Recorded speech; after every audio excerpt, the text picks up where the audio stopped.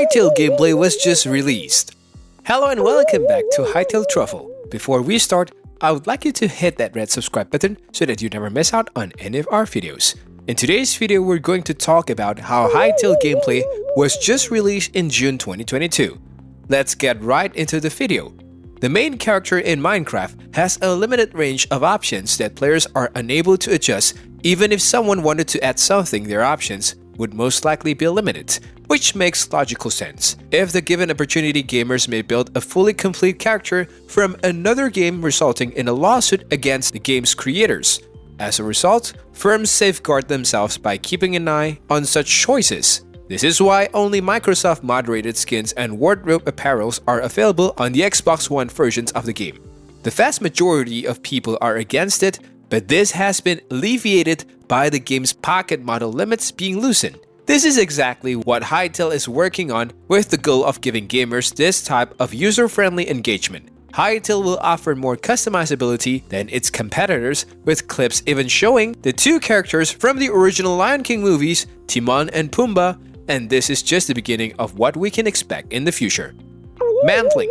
Let me clarify what mantling is before you assume it has something to do with the underlying layer of magma beneath the Earth's crust. Mantles are when a rock climber or parkourist jumps up a wall to reach a ledge, then jumps across it, even though it's not often employed in games. I'm willing to guess that if you have ever played one, you know how much fun it can be. Hytale creators appear to be aware of this, as they are striving to incorporate it into the game and have already demonstrated it with players racing through desert hot springs. This is an example of mantling, which is one of the several new movement approaches we have been developing. They said in a response to the news. Mantling currently allows players to climb a wall that would otherwise be too high, or to jump over, as well as make leaps across gaps a little more forgiving. A player can presently jump and grab a 4-block high ledge from a standing start.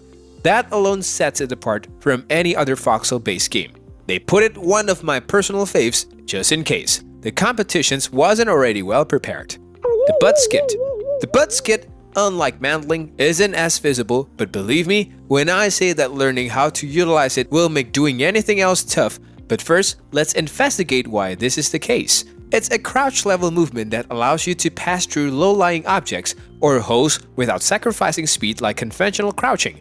Not only it is a first in a voxel game, but with the amount of building that is possible in the game, I'm sure parkour tracks are already being made. The developers had the following to say about the announcement. Speaking of races, we have conducted many internal parkour trials since implementing these new features, and these have generated a tons of demands for the ability to butt slide under low obstacles by sprinting into a crouch. So, you've heard it first here, we're working on butt sliding too. Character models.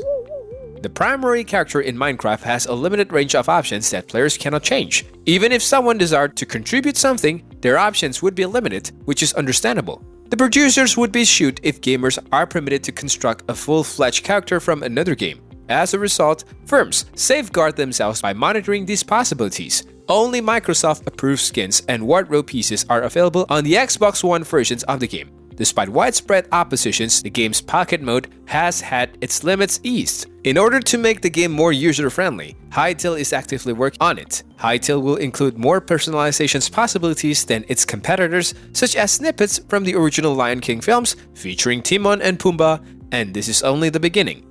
Capes and cosmetics. Many players in Hytale are said to be able to get their hands on capes. For those who are new, this is similar to the capes that were supplied by Minecraft using a software called Optifine. Optifine is a Minecraft application that reduces lag, but it also sells unique capes to its users. Regular gamers cannot see these capes because they are only viewable to fellow Optifine users. This restricts the game's accessibility because it necessitates the attendance of specialized events, which are scarce. You will have to pay a hefty price for these capes if you miss these Minecon events, because you'll have to pay the resale value and won't be able to acquire one for free. The gaming community can only aspire to what Hytale accomplishes differently here. If players join Hytale, they will be able to receive skins like these for free. Yes, the creator knew that they needed to show that they cared in order to build a positive image in minds of the players. That's all for today.